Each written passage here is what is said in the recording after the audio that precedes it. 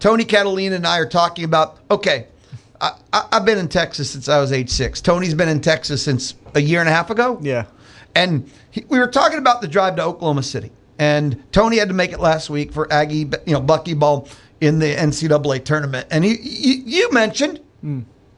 Yeah, I mentioned that, 5.5, 6 hours is probably just a little too much for me, right? And you had said that that's pretty standard, pretty typical operating for Texans. And for a Texan, we're driving culture. Sure. We take our car everywhere. You take our car. Well, the only other thing you can't take is our gun. That kind of thing. Like we're driving culture.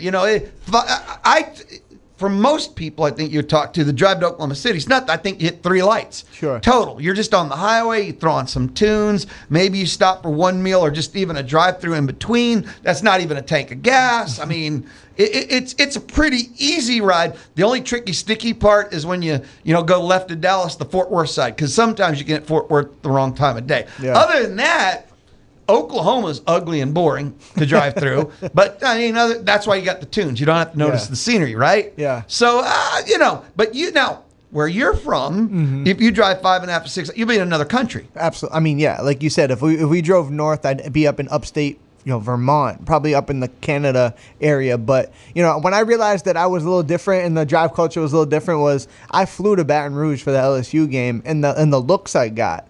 Well, that's when I realized, I was like, oh, maybe, I guess people drive. If it's anything that's like 6 or lower, they're driving. So, I mean, the hour flight to Baton Rouge wasn't too bad. Well, my compadres were driving 6 hours, so it's a win for me, I think. Hold on. If you fly, did you fly from Houston or here, Easterwood?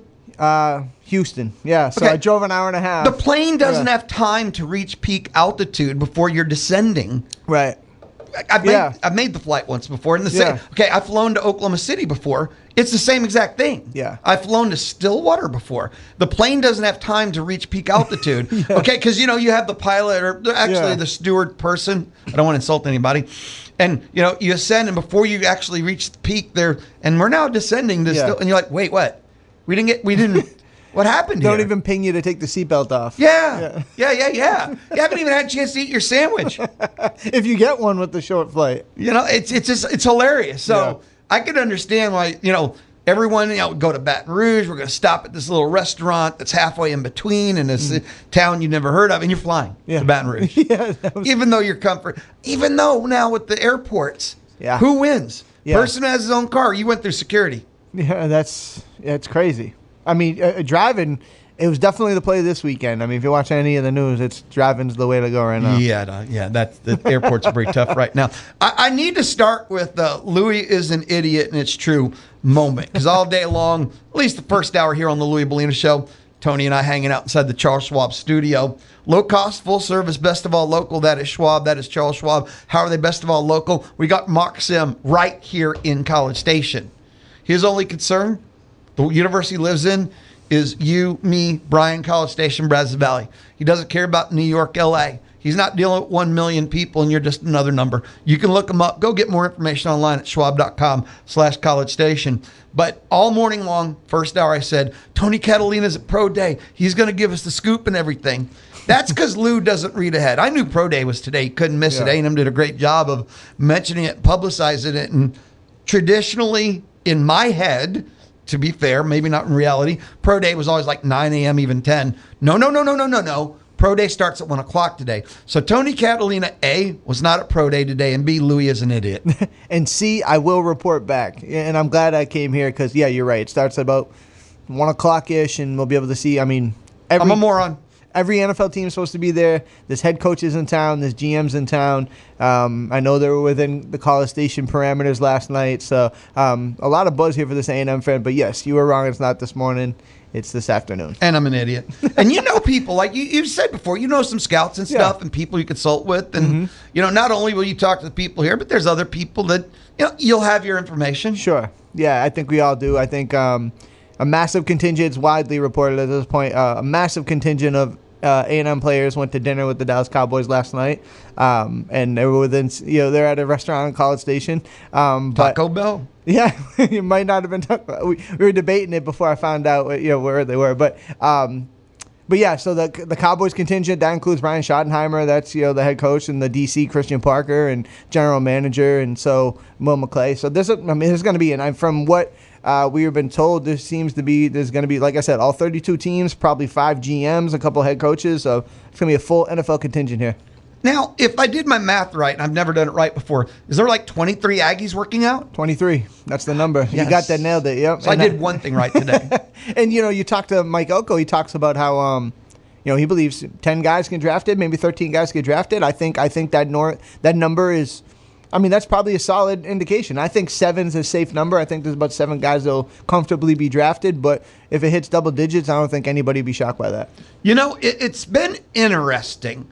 The combine this year was a bit of bust due to the lack of players that actually worked out. Yeah. And especially the ones that worked out in everything. The players were very selective this year. I'm wondering on Pro Day how many players are going to work. They're all going to be there. Sure. Interviews are just as valuable as any 40 time nowadays. Right. Okay. And so they're all going to interview. They're all going to.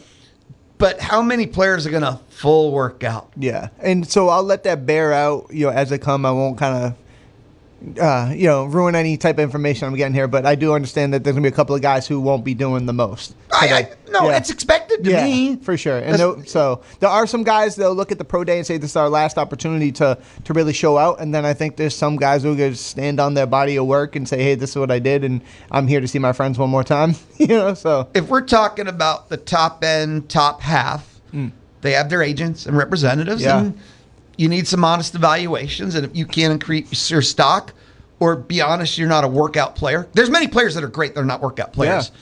You're not going to hurt your stock. For sure. There's many reasons not to work out. This is a business decision. What's really interesting, too, and I'll talk about it specifically because this is just out there, but Nate Boricture didn't do much of the testing at the combine, right? But was at the Senior Bowl and looked amazing in film. Like one-on-one drills looking really good. He was looking really strong in teamwork, just kind of showing what he did when he came here. So film, great. Then they get to the combine, and he ran only one of the measurables, which was like the 20-yard shuttle. And so you wonder what a guy like him, does he do the full onslaught of everything today at the pro day? And if he does, it becomes big because those are the numbers that the NFL are going to have on him. So a guy like that, you wonder. And then a guy like KC or maybe whoever is the top 10 guys, like, what do they have to gain, right? They've kind of put their body to work. They've done stuff at the combine. What else do they need to do? So it's really a juxtaposition between the two different, where you view that and how you address the whole situation. Can you improve your stock? Is the only option is to hurt your stock? Yeah. There's so many different factors in play, but everybody wants to interview. Everybody wants to meet teams. Yeah. And so, that's an everyone thing. Yeah. Shout out to Billy. He put the whole list together last night, but you got 8 or 9 guys, that met with the Cowboys last night for dinner, and that happens constantly, right? I know players that like Scooby Williams who met with several teams. He's met with several guys and several Zoom calls, several dinners, and that's just part of the process. I think is 2 ways to look at the NFL draft process. If you got a guy who's a high draft pick and he's not getting much attention, it's because they feel comfortable about the scout, right? They feel good about what they know about him as a person, as a player, and then there's other guys who are like, want to probe a little bit more, right? What was your health situation? What was it like last year? Did you have your best season? Did you have your not so great season? What makes you tick? So fascinated by potential? Absolutely. Some of it is potential. Some is just answering questions, right? Like, why didn't you play here? Or did you play out of position? Why'd you move spots? Why'd you transfer? I think a lot of that questions are going to happen more than ever now. Like, some kids are playing at 3-4 different schools now, and then by the time they get drafted, it's like, what team do you put on their highlight reel? So I think the question is, some guys, not specific to A&M, just overall arching, is like, where's the allegiance lie, and what's it look like when you get on the field, and can we trust you if we make a big long-term decision on you? Do you think that there's potentially, who would be a sleeper NFL pick from the Aggie contingent? From what I've heard, and I'm speaking from a place of informed, so I can't say this is my take or anything like that, but I think there's a lot of people that I've talked to are really high on Tyler Onyedem. And so he's somebody that, with the Albert Regises, the Torian Yorks, Cassius Howells, the other guys that have been there, Dayon Hayes, who is got to call up to the Senior Bowl. There's a lot of pieces before you get to Tyler Onyedem, but he's a guy who showed versatility as a run stopper, as a 3 technique, and then he showed the versatility to be almost like a 3-4 rush end, somebody who can play that 4-eye and play different spots across the board. He did that at the Shrine Bowl and was one of the most impressive players there. So for me, from what I heard, like, I think a lot of people I think publicly or maybe in the draft sphere, draft analysts on Twitter, probably a round or two lower on him than I think some of the people in the scouting world are. And, okay, so is he falling into that category? You know, I've always heard with the NFL draft, it takes one team.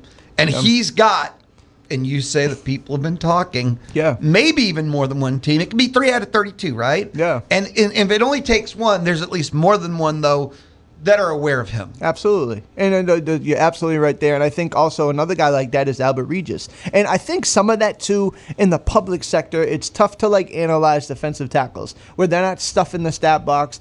Some of their best plays are just eating up blocks and letting linebackers run free. So it's hard to quantify that for somebody who's not looking at it from a specific iScout defensive tackle range. So sometimes you can get shook by, a guy, Shamar Turner, who goes in, the second round last year. Or, somebody like an Albert Regis who's man, he's 295 pounds. He ran a 4.8, 840 at the combine. I didn't realize he was so athletic. It's because you probably weren't looking at the tape with the same lens some people are. So, yes, to answer your question directly, it takes one team, but I think that position specifically is where you can get caught slipping because much like offensive line play, it's hard to kind of quantify what you're looking for. No, fair enough. Each team, and some teams are really good at it. Some teams are really bad at it. Yeah. And, before, I'm sure we're going to break soon, but Trey Zune is somebody who's been a stalwart for the A&M offensive line, can do anything, played center, played tackle, we could do anything you want. I think nationally he's not getting the attention that he probably should, and some of the people I've talked to said, no, he's going to go a lot earlier than people. I think he's just one of those safe guys.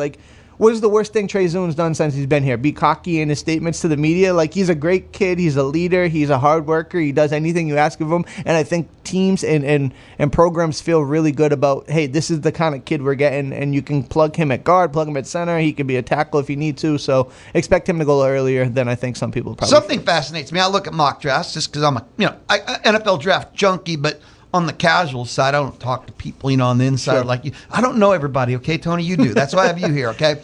And the best case scenario I've seen was today, actually this morning, The Athletic. 3 first-round picks.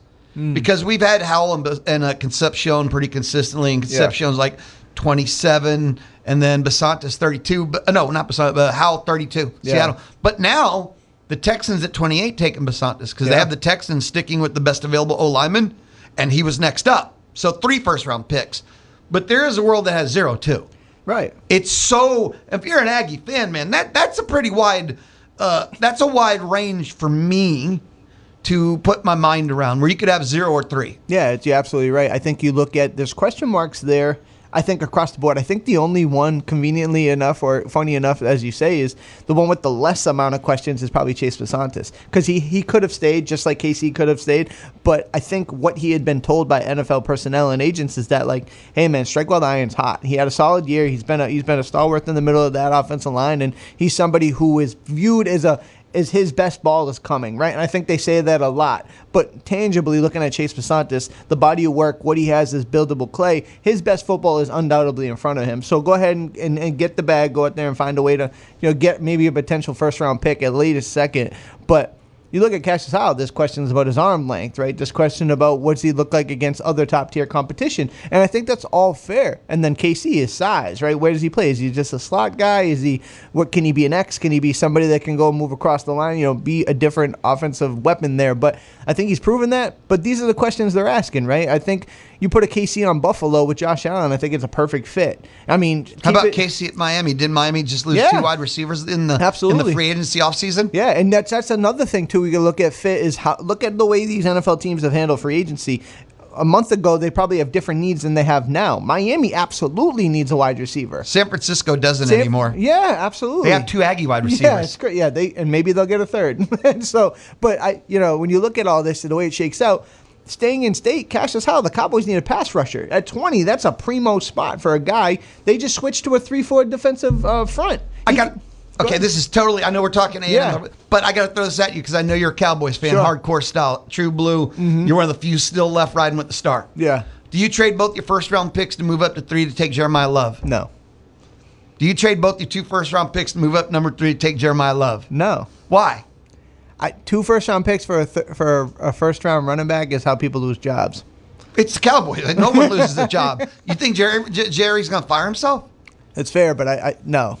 No. The answer, quick and easy answer and painless answer is no. Javonte Williams, they just signed to a contract extension, which, for them to do that is unworldly for them. But no, I do believe Jeremiah Love is probably one of the 3 best players in this draft. I'm not mortgaging all of that. I mean, if you can come out of there with a corner and a pass rusher at 12 and 20 in your Dallas, I think you feel great about it. Y'all heard it, folks. Tony confirmed it. 979-693-1150.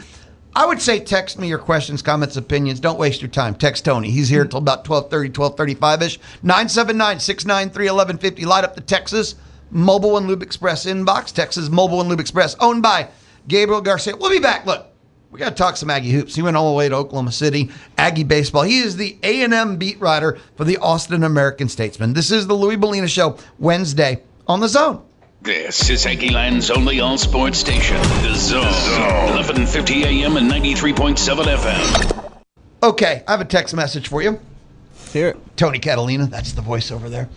He's the beat writer for Austin-American Statesman, the A&M beat writer. Yo, T-Cat. Do you want that? I don't hate it. Okay. Yo, T-Cat. Sorry if asked before. Oh, yeah, it has been, so I'm not going to ask it. Always enjoy you being on Louis' show and putting up with him. He puts up with me. Not even close, man. You're the hero on this one. So you were in OKC. Yes. I wanted to get, and you and I hang out basically year round, which is awesome. Yeah. Thank you so much, man. Your thoughts, Buckyball, the season that was, tournament run was what it was. They won one, which was awesome and made everything even better. But your thoughts, year one, Buckyball. Yeah, house money, right? I think that's the way I was looking at it. The way they for them to get NCAA tournament, it was gravy, and then for them to win a game and get to the second round of 32, it's hard to look at this year and say that it wasn't a success, right? I mean, everything, and you got to listen. If you actually listen to what Bucky was saying, he told you about the limitations of this team every single week. We don't have the size. We're limited in talent in some places. We lost our best player before conference play. He literally had put the governor on this team at any point in time, and he did it several times, and they still went out there and battled and built out a good start to a future. This is a team that is, when they look, 2-3 years from now, what does Buckyball look like? They're going to look at this as being the pillar. The first, Rashawn Agee is a leader, Zach Clements, Pop Isaacs, these guys who are coming in and kind of changed what this new guard looked at. Overall, you say, for them to go out there and battle, beat St. Mary's, upset there, and then get pummeled by Houston is kind of what I expected. I think anybody who was real with themselves said, we hope not pummeled, but you knew they were going to lose by battle. 14. Sure. But, Houston was in the, national championship last year. Looks like they got a clear path in their region to get back there again. That's a really good. Down goes the Gators. Yeah, that's a really good basketball team in a really advantageous, bracket now. But as far as I'm concerned, everything for basketball is on the up and up. And I don't know if you're an A&M fan how you could sit here and say that this year wasn't a positive. Aggie baseball. 6-0 in the midweek. Not yet capable of beating top 10 teams. Yeah. I feel like, simply put, we need the next 2 weeks, and then we're going to have a really good idea who they are, because they're going to play one of the bottom dwellers, but on the road. Yeah. And then a Vandy team that's good, but real injured. At the end of the first month, I think we can start drawing some conclusions. I'm with you. I do. You'd like to see the way that Oklahoma series went. If they could have found a way to scrap 2 on the road, I think people feel totally different about this team. Now, Georgia mashes the baseball, right? Like, Georgia went in there and did what they do. Really impressive for them to answer back on Sunday with a run rule win. Aiden Sims, the young cat, the Sunday guy, has looked like the best starting pitcher this year, and it kind of bare true. In a game where they needed to salvage at least one at home, he found a way to have a solid performance. The bats came to life, and you just wonder what is it going to look like, because even last night against Houston Christian, the bats weren't clicking, right? The bats weren't, Top of the order had one hit. It was the Sorrell solo shot in the first, but Grohovic struck out 3 times, but 1 for 12 out of the top 3. It was tough, and who was it? I believe it was. I think it was Dewar was the only one who had multiple hits in the day. You know what I mean? Against Houston Christian. Yeah, against Houston Christian. So, okay, you're right, though. There is something to be said, and I tweeted about it earlier. 6-0 in the midweek. Teams are this carnage across college baseball. Last night, Texas. Memphis beat number 18 Ole Miss. Yep. Texas is up 7-0 mid-5. Yeah. Loses 9-7 to Houston. Yep. Longhorns up 7-0. Yeah. Broke my heart, man. Absolutely. Oh, that hurts to see the Longhorns. Man, what a big lead. Man, that had to hurt. And they lose 9-7 to Houston. Yeah, absolutely. And so when you look at it, right, ultimately, if this team's going to make the postseason, it's going to take 13, 14 conference wins. But, bad midweek losses have seen them hurt them last year. Bad midweek losses can be a thorn in your side, and you see people doing it all the time. So give credit where it's due. They're handling business where they had to, even if it isn't in the prettiest fashion. But you're absolutely right about your assertion that these next 2 weeks are huge. They got to find a way to be a dweller in Missouri on the road. Understand that brings a challenge, but got to beat Missouri, and you got to find a way to take 2 or 3 from Vanderbilt at your home place. And now you're looking like a totally different situation where now you got, you got Auburn, you got Florida, you got Texas, you got all the LSU, you got all these teams coming into town, or you got to go travel to them. We got to figure out what they are, and I think it's going to be the next 2 weekends where we get those answers. Are they top 25? Are they top 15? Are they fringe top 10? Yeah. Are they 40? We're going to find out. And a lot of people I know after this past weekend with Georgia were a little freaking out a bit, a little frustrated starting 2-4, but too soon. That's all. For me, it's just too soon. It's too soon. Offense looks epic. Pitching's bad. Okay. Against top 10 teams. Yeah. Let's find out against not as top 10. And then define, again, I'm just going to say, are they 10, 15, 25, or 35? We'll find out. Next 2 weeks will help us. Yeah, and I do think they're a team that's worthy of being ranked, right? I think it's tough in the SEC. You're going to battle against this Georgia team. I mean, even against Oklahoma, that guy that they faced on Friday in their first game, he had given up like a half of an earned run in his first 4 starts. And they drew 8 walks. They put up like 9 runs on him. But struck out 13 times. And they still lost, right? They struck out 13. You negate the walk with every strikeout. So that's the point. So like last year, you looked at it, it's like, oh, they got good pitching from Prager and Moss and Lampkin and Miles Patton, but they couldn't get the bats going. This year they'll score 11 runs and Sadeo can't hang on, or Moss is struggling a little bit, and the only one that's been really reliant is Aiden Sims, and the bullpen will. So can they figure out the pitching? Because I think the bats in this lineup are liable to go off at any single time. Without a doubt. It's kind of fun to watch home run derby. Chicks dig the long ball. Atlanta Braves, remember back in the day? Yeah. Or are you too young for that? No, I remember. I know exactly that. It's the truth. It's fun to watch. Speaking of that, did you see Jorian Wilson's last night? No. Jorian Wilson hit a launch angle home run to right field that was like 46 degrees. That went 371 feet. Initially, it was so high and so far that in the press box, they didn't have the numbers for it. It just didn't register. Oh, it went off. Yeah, it left the radar, high, the gun kind of thing. Yep. Yeah. And he touched first base, put his hand up to celebrate, and the ball landed after. It was in flight so long, it was like a coffin corner punt. It was amazing. So, I mean, that's a kid who's like a rotational, plays maybe once a weekend, maybe a pinch hit guy who can come off the bench and mash the ball, and a Jake Dewar guy who's a left fielder, DHer. If you can get Wesley Jordan back working, Blake Binderup is there. Chris Hakopian's an absolute stud. We know what Sorrell is. You notice something, and this is a thought that just hit me, a moment maybe of clarity or just idiocy. You can tell me, but you notice that Aggie sports are kind of fun right now? Yeah. Because I would say that watching Elko coach teams are fun. Mm-hmm. They go for a little chaos factor on defense because they can't stop you down in, down out. They give up too many big plays. Mm-hmm. But they do chaos factor defense. And the offense was very big play oriented for the first time in a long time. Yeah. They were extremely big play oriented on offense. And they were winning 11 games, which is a whole lot of fun. Yeah. Buckyball is nothing but fun. Absolutely. If you didn't enjoy Buckyball, don't watch college basketball. Yeah. And then you look at Aggie baseball and they hit home runs. Yeah. Nothing's more fun than that. So right now, I kind of think I'm like, wow, this is about as fun as it's been in a long time. Yeah. I'd like championships, but it's fun to watch. Baby steps, right? But no, shameless plug on this. To your fun point, when I wrote this, I was thinking about this. Me? Huh? Me? You're thinking about me? To your point, yeah, of course. I'm always thinking about you. But I wrote an article yesterday. Oh, this actually came out this morning. We spoke to Ashton Bethel Roman yesterday, and he had described what this Holman Wiggins offense is going to look like. It looked like air raid. Oh, yeah. Yeah. What? So he said, we're going to throw a lot. It was his quote. We're going to throw a lot. It's got air raid. It feels like air raid is what he said. So now you got an offense that's going to be quick hitters, spread them out, 3 wide. to me, that's fun, right? I like people that can throw the football around the field. I think, and Holman Wiggins is very specific about building his team around his strengths. Right now, if you look at the strength of this team, it looks like Isaiah Horton, Mario Craver, and Ashton Belther-Roman with a quarterback who people seem to forget in the final 3 weeks of the season was in the Heisman conversation. So however you feel about him and his development is I digress on that. Y'all have your own opinions on it. But ultimately, this is a group I think is going to be able to air the football out. To your point, they were a high potent offense last year with a little bit more consistent run game. Maybe it balances it out. I think over the last 2 seasons, they were 55% run. I wouldn't be surprised if year one, they're probably 55% pass. That's just my opinion. If they can effectively pass, I have no problem with it. It was weird. I don't know if they effectively passed. They just hit big plays. There's the difference. Last year, I don't know if they were an effective passing team. They just hit big plays in the passing game that had big numbers. Sure. But were they an effective passing team? Well, because Marcel didn't have a high enough completion percentage. Yeah, I mean, it was his career high. You could say what you want for that. But, 62% completion percentage, career high in passing touchdowns, career high in efficiency in a lot of ways. But I wonder now, you got a guy who has a history and a background of wide receiver, passing game, those concepts, Heisman Trophy winning wide receivers. Like, he's been around what high potent offense looks like in the passing game.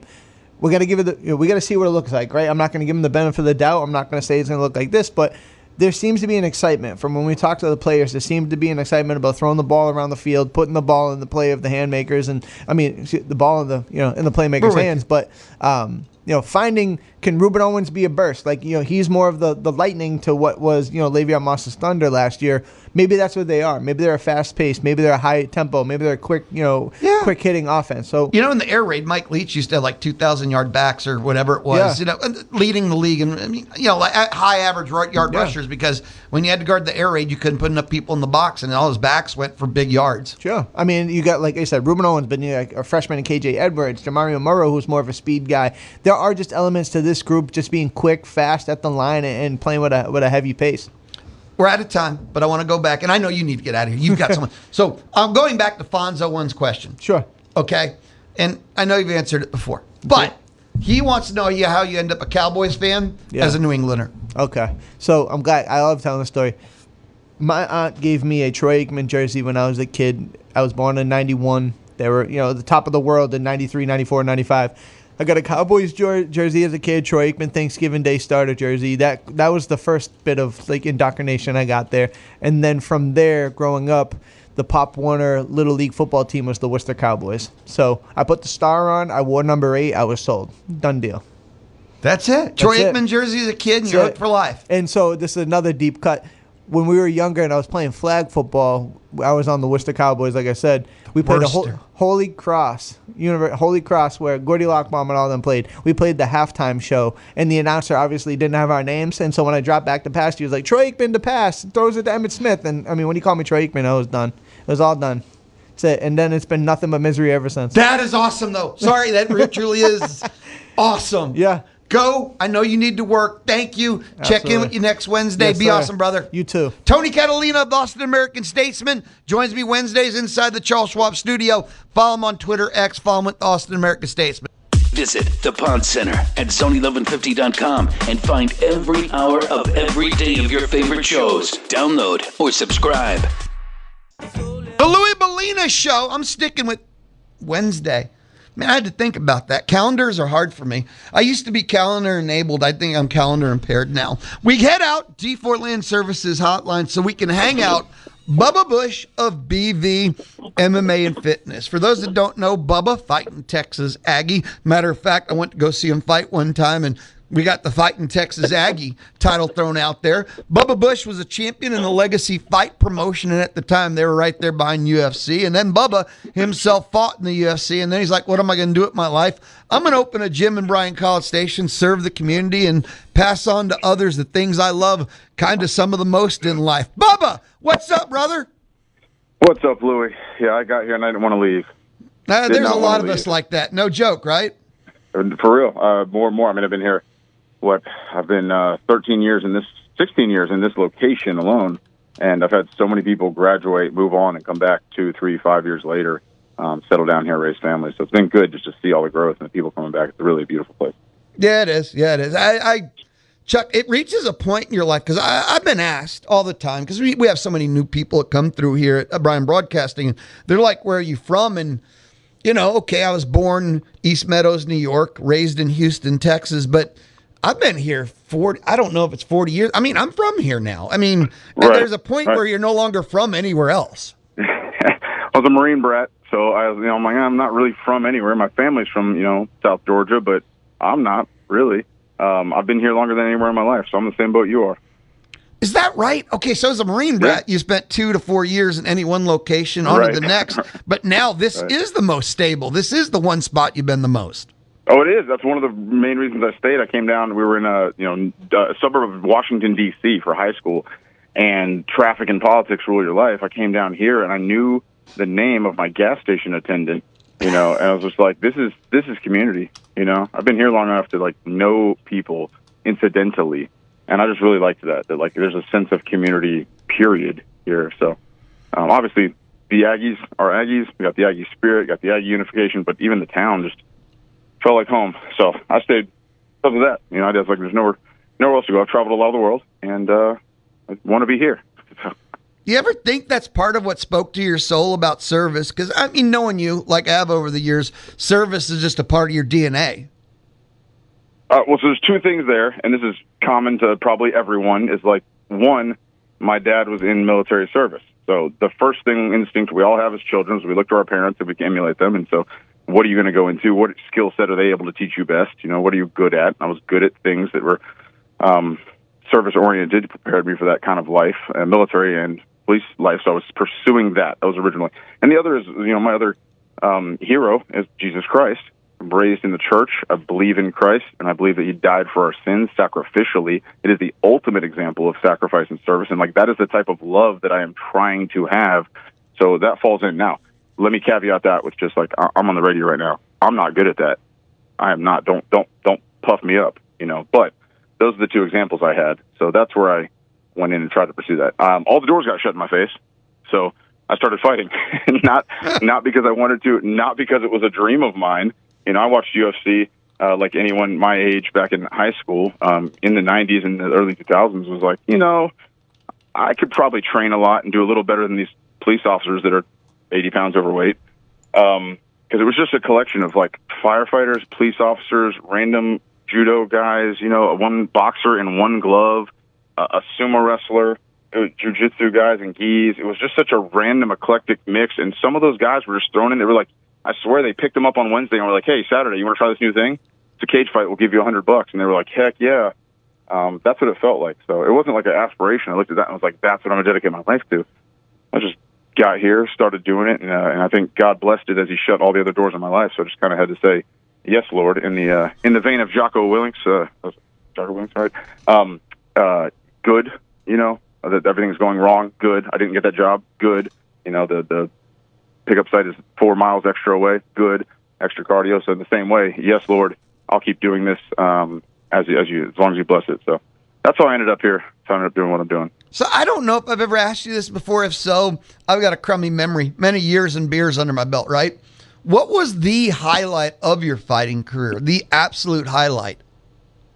Good night. That's a tough question. That's all I ask here. You know me. I'm Mr. Hardcore. Wow. Pinnacle moment in the whole fighting career? Highlight, pinnacle, whatever word works for you. I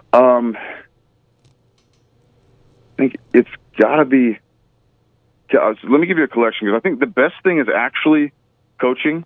My favorite thing is in coaching when I can either look at a fighter that we're going to fight, analyze a weakness, prepare the fighter specifically to take advantage of that weakness. We practice it the week before doing mitt work. We practice it in the locker room before the fight. They go out, they do the exact thing, and you feel like a fortune teller, and exploit it and win a fight. And especially when it's a fight they shouldn't win. They might be outmatched, a little smaller, the guy's more experienced, looks stronger, and everything else. That's a huge thing. I love that feeling, and I love the feeling it's very similar when you can communicate with a fighter. You've been coaching them and working with them and wrestling with them so long that you can say things, in coded language and just have the same rhythm and give them something that inspires them to, reach a gear they wouldn't have reached on their own. And that's just like what makes you feel a part of it in purpose. And that's like, we're all here for community. Like and that's jiu-jitsu, kickboxing, anything else. Like boxes, when you're doing CrossFit or something, like, why aren't you just working out alone? It's like, we're all looking for community and connection. And that's where the real connection comes from, is like with your team and with your coaches in the preparation. So, big moment for me was that first title that I won, but that was situational because it was where I was at in my life. Like, I was moving the gym. I was taking over the gym. I just, a partner had just said, hey, I need to go make some money and put my kids through college, so I'm going to go be a nurse instead of a martial arts instructor. I said, great. He said, buy me out. I said, okay. And that same month, we were already moving the gym to the mall for the first time. So, like, that's going to happen. And here's this title fight. And it's like, well, this will work out great if I win this title and carry this momentum in. And it'll work out poorly if I, lose a fight and then have to, go home and do all this stuff. So that was a big moment where I actually achieved that goal, a long-term goal, and set out there, and it, fed momentum into this, moving the gym here. And it's been here for 16 years since then, and then going well. So, like, that's a personal high for me. But really, it's the connection. It's not that individual achievement, but it's the connection with the team and the coaches that really, like, that's what hits, We're visiting with Bubba Bush. He's with BV MMA and Fitness. He joined us on the D4 Land Services hotline. If you ever need a metal building, like a custom metal building from the ground up, go check out d4landservices.com. Bubba, I follow you on the socials, and you do have a date, finally, for the free women's self-defense seminar coming up. April 11th? Is it April 11th? Why are you asking me? I just asked you. Did I get it right? What are you doing to me here? Hey, you're following the socials. Okay? Hey, you're not following me on the socials, right? You're following the gym. Gym. Maggie Loop's doing a great job.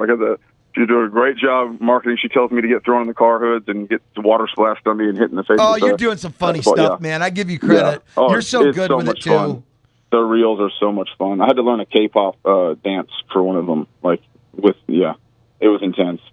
So anyhow, you can go see me being a fool on Instagram. But it is a lot of fun. Maggie's doing a great job with that. Yeah, April 11th for self-defense. Free self-defense seminar, bvmma.com. You can go on there and send us an email, just anything that says, I want more information or contact us. We'll send us an email, and you can get signed up for it. So we have had waiting lists for the last two. We've had to double up on them. So once we get to about 60 people, we got to stop and make two. So we then bump it out a little bit. So do get signed up and enjoy.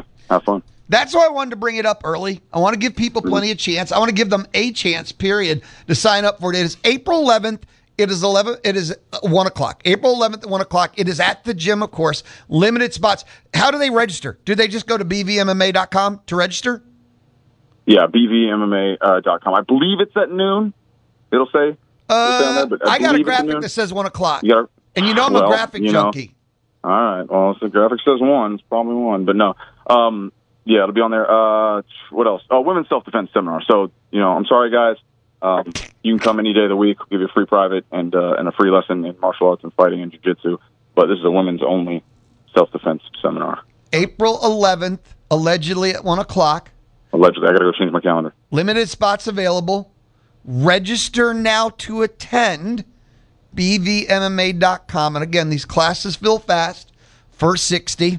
They've added other classes. Don't count on it. Don't wait. Get more information. bvmma.com. You nailed it. You got it. I'm excited for you. These classes, you do many of them throughout the year. Seems like you can't do enough of them. It's a great service for the community. This one class will not turn you into Bruce Lee or Jennifer Lee. It gives you an idea. It's an intro. It's a sampling. It's just something to give you an idea. Jennifer Garner, right? Jennifer Garner. There we go. The PsyOps, martial artist Electra, exactly. No, Dimitri Westbrook and Shelby Reeves have been doing an amazing job of leading these for the last couple, and it's an intro primarily to jiu-jitsu, a little bit of kickboxing sometimes, but you're not going to learn one punch, one kick in an hour and go knock somebody out like Bruce Lee, like John Wayne. It's not the way that fights happen. I mean, tune into one UFC fight and watch them punch each other in the face for 25 minutes. You don't just get hit once and knocked out unless you're running into somebody like Derek Lewis that's big and knows what he's doing. So that's not what we're trying to give you. We're trying to make you aware of some of the things that it is possible to overcome a great size difference. It is possible to control yourself and not let them have control of you. And so once you believe that's possible, then it does take time. I mean, it's a lifestyle. Being prepared is a lifestyle. I'm not talking, you don't have to be a prepper. You don't have to be all full bunker, though many of you, some other people probably have, things stocked away. But you do want to be prepared for all situations. And after you get attacked, after you get in a situation that is terrifying, it's not the time. It's not the time to start thinking about that. It's time now to prep yourself, prep your family. Often we have people going away to college, like going to be alone, away from family for a while, want to make sure they're safe. So get ahead of it. It takes time, but it can be done. So I love seeing it. We compete a lot, and that's one of the reasons that we compete. Keep us honest and give us objective feedback on how we're doing. And for a lot of smaller people to get this just absolute confidence that they can actually overcome someone who's 20, 40 pounds larger through a good amount of experience, though. It's not like, man, a week from now I can beat up somebody who's larger than me. Size matters. It does matter. It's the first thing that matters. So it takes a while to overcome it. If you would like to get a phone number, an email address, the location, bvmma.com. If you'd like more information on the free Women Are Self-Defense class on April 11th, bvmma.com. If you'd like to check out like class schedules, wait a minute, what are all the classes? Go to bvmma.com. Bubba, be awesome, brother. It's always awesome just to say hi. I'm one of your biggest fans, and thank you for everything you do, brother. It's just great to say hi. Louie, you're the man. Too generous. I don't know about all that stuff, man. There's a lot of people that would argue that. But hey, always great to say hi. I've never met him, but you always talk about him. Be good, brother. Later, buddy. Bubba Bush of BVMMA and Fitness joins us a couple of times a month on the D4 Land Services hotline. It's the Louie Bellina Show Wednesday. Almost done. Kind of sad here on The Zone. Your home for Aggie baseball is the Zone 1150 AM and 93.7 FM.